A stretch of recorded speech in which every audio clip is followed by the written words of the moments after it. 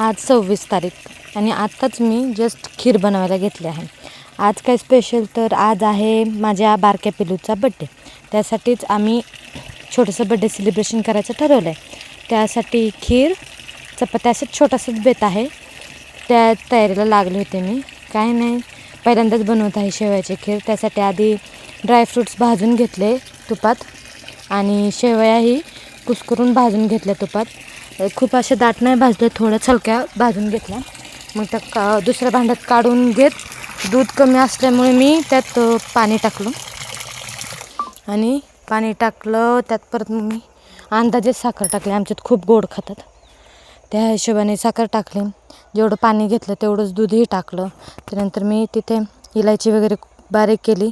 खालीच कट्ट्यावरच बारीक करत होते पण काय होत नव्हते, त्यामुळे आणि खलबत्ता घेतला, त्यात बारीक केलं. ती पूड मी टाकली दुधात. त्यानंतर तूपही टाकलं 2 मोठे चमचे. परत ड्रायफ्रूट्स टाकले, मस्तपैकी मिक्स केलं आणि त्यानंतर शेवया टाकल्या त्यात भाजलेल्या. अशा प्रकारे मी खीर तयार केली. बाकीचंही मी तुम्हाला सांगेल पुढच्या व्हिडिओमध्ये. बाय.